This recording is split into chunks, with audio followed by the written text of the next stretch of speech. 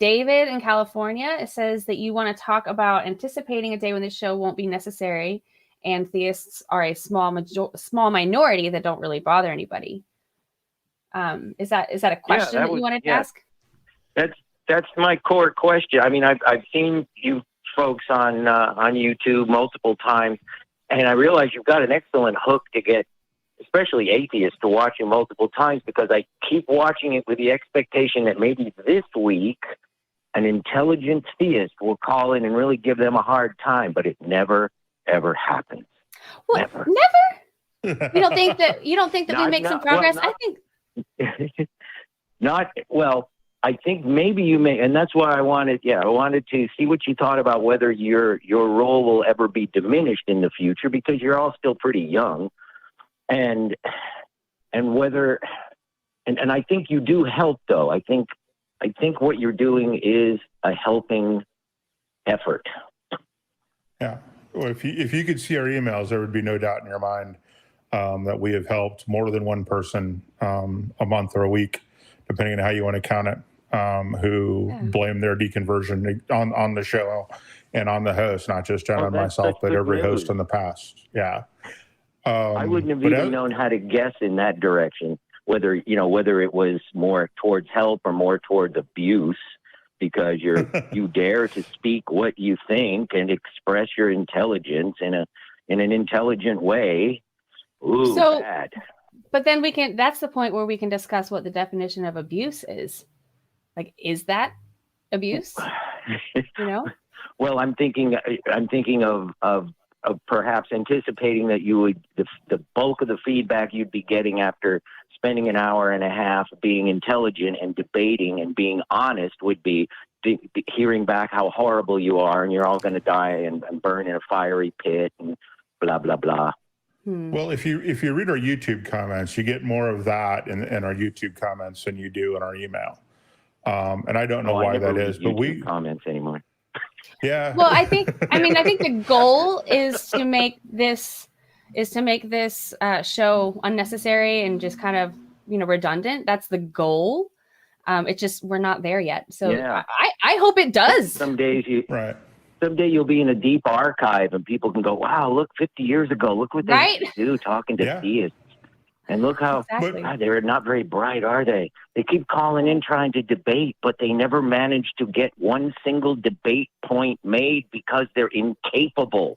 Well, let's not put everybody into one group. Atheist is living in a world where I feel like I'm dealing with people whose intellect has been truncated, has been turned down from 9 to 4 because they go to this book for everything they need to know. They go to the book. Yeah, but a lot of the progress we've made in science has been because of religious people.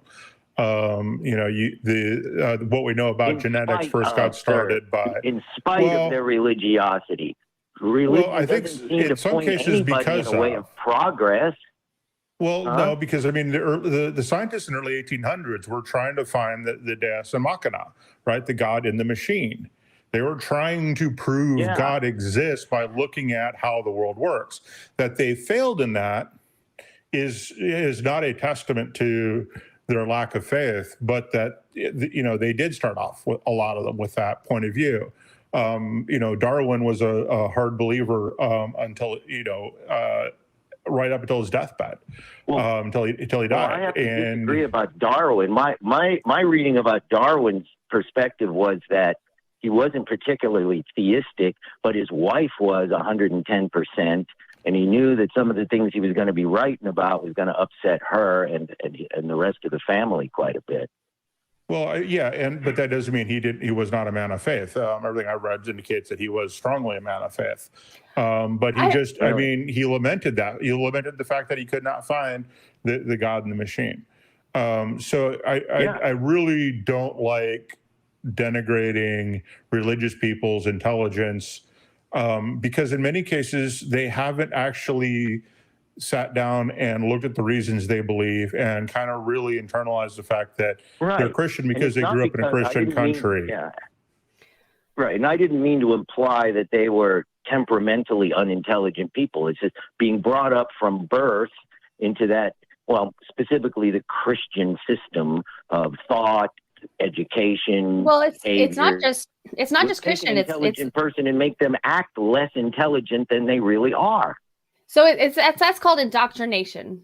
You know, when you've been raised in something, right? Exactly, indoctrination. Right, you don't have the need necessarily to explore that different part of your brain that you're using to guide you down that religious path. You're using just a subconscious part of your brain, and so it's in no way indicative of somebody's intelligence. It's, if anything, I would say that you're, I mean, just as intelligent, just because to be able to navigate this world while thinking you live in that world, I think that's pretty impressive, actually. It's very, very, very difficult to do from what I remember. Well, you make a good point. It makes me think of people who are illiterate who learn ways to get by without being able to read.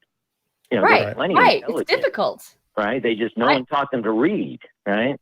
So they figure out ways around not being able to decipher letters into words. Yeah. Right. So if you want to close it up. And the fact is that when we look at the statistics, the nuns are growing. Now, I wish they had stopped not looking at nuns and actually, are you an atheist or an agnostic, and actually ask those two questions.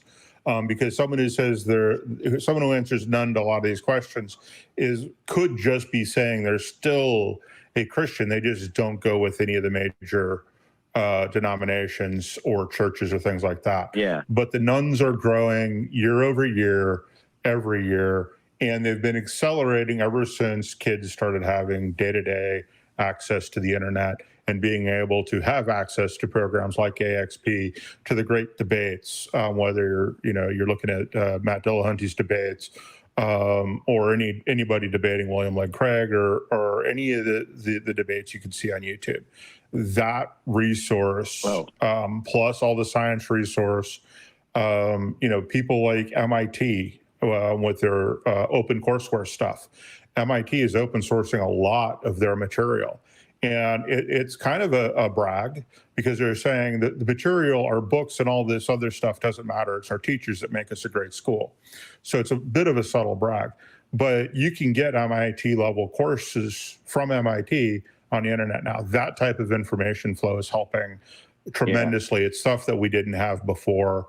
And so that is what is helping. So I do think that eventually AXP will morph into something else in 50 or 60 years. But, until then, we're still here and we're still trying to point out flaws in people's epistemology.